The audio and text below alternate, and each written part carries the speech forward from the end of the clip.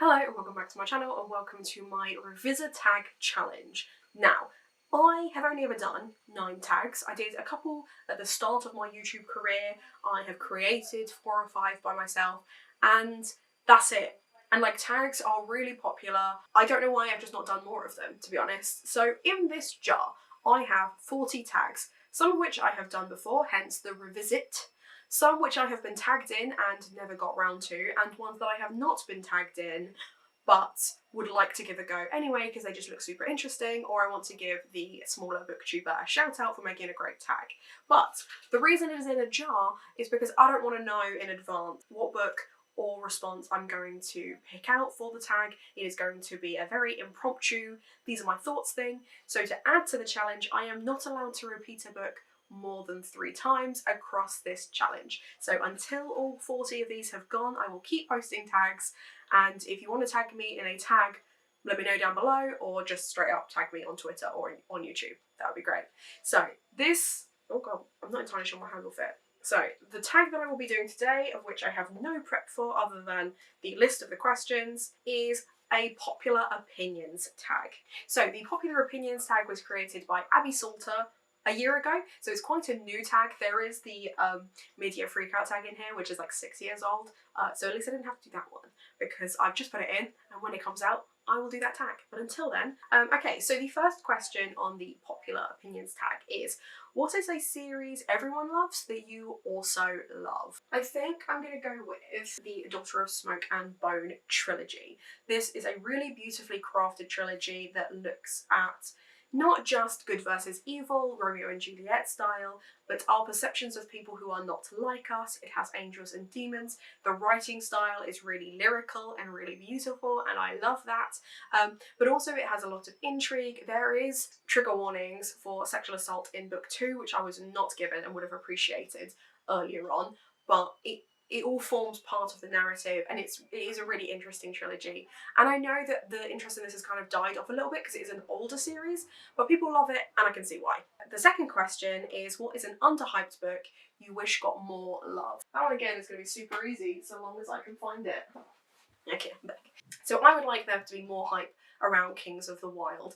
This is a really interesting fantasy. It's high fantasy, it has D&D vibes, but the reason I think it's underhyped is because it is a chunky and it is a fantasy written by a man, and I know that there are lots of those out there, and I know that a lot of people just kind of rely on Brandon Sanderson and ones that he kind of recommends to know that you're going to like this, but I think you will like this if you just like high fantasy, because Nicholas Eames really understands how to write a female character.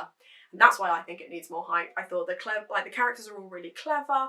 You have stoic, you have mad, you have like ambitious, you have all like kinds of different characters. Really, really fun, lots of dynamicism. Something happens in every chapter, so the pace moves really quickly, and it's just a fun read. It's just a really fun read, so underhyped and deserves more love. Number 3 is, what is an OTP or love triangle that you liked? This is going to be tricky because I don't massively love love triangles. I don't mind if it's actually a love triangle, if there's actually some kind of dynamic that involves all 3, but if it's just 2 guys being interested in 1 girl, I think it's just a bit overplayed. I just think it's a bit done, and it does tend to come up in YA quite a lot, which makes sense because you've got a whole bunch of teenagers together, they are going to start fancying the same people. That makes sense. So what is one of those that I liked? See, I could go for P.S. I Still Love You, but I know a lot of people wish that she had got with the other guy, and I'm not entirely sure I'm here for that. I don't know if that was what I wanted. I'm probably, this might be a bit controversial. That might be a shout, actually. Okay, controversially, I'm going to go for Mexican Gothic, because if you've read the book, you will know that essentially this is about a young woman who goes and finds out what's going on with her cousin, because her cousin has started writing these really bizarre letters, and she finds out, or she suspects, that the new husband of her cousin is poisoning her or tormenting her in some way.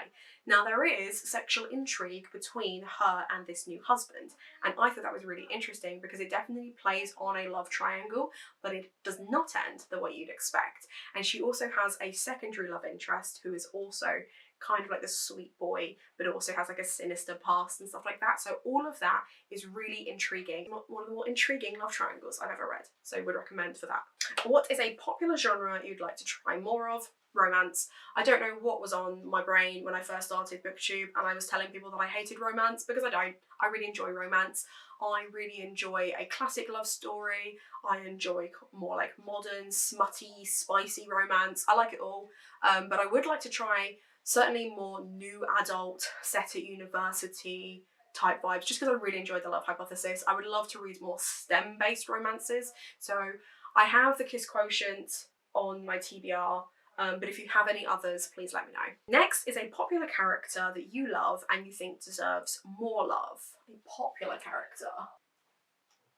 Okay, I'm going to go for Addie from A Kind of Spark. Now, this is written by Elle McNichols, who is an autistic author writing about autistic kids. It's a middle grade, and this looks at a young girl called Addie who's kind of exploring witches and the Salem witch trials and like the witch trials in the area where she grows up, and kind of comparing herself to them in the same way that they are persecuted for being different. Really, really like that. Obviously a very popular book, a very well written book, but I need teachers specifically. If you are a teacher watching my content, read this book. It's spectacular and it will open up your eyes to how little microaggressions towards autistic students can be really detrimental in the long run when they are just trying to process information you're giving them. I really like that it was on that side of it, especially as a teacher who has taught autistic kids, and I think there's never enough CPD you can do on stuff like that, so just add it to your TBR, it will totally be worth it. Who is an auto-buy author? I suppose that's not too tricky, actually, because the moment I read one of their books, I immediately bought all of their books. And I'll just hold this one up again, so I'll count this as 2 out of the 3, is Sylvia Moreno Garcia. Loved Mexican Gothic, immediately bought Velvet Was the Night, The Beautiful Ones, and A God of Jade and Shadow. I love her writing style, I love the Mexican and Mayan mythology that she uses in all of her writing, and it's just generally a good Gothic time, so would recommend. Next is a popular trope that you love reading about. I don't know. I guess if I notice that it's a trope, I don't enjoy it as much as if it's just part of the narrative, except for maybe female serial killers. Don't know what it is about female serial killers or female killers in general. Really enjoy that. So you've got The Murder of Graham Catton, you've got How to Kill Your Family, you've got My Sister the Serial Killer. Yeah, I will always be here for as a woman murderer, apparently. A popular series you are excited to get to. I've started so many series. I started too many series and I've started to like zone out series-wise because it's just a lot.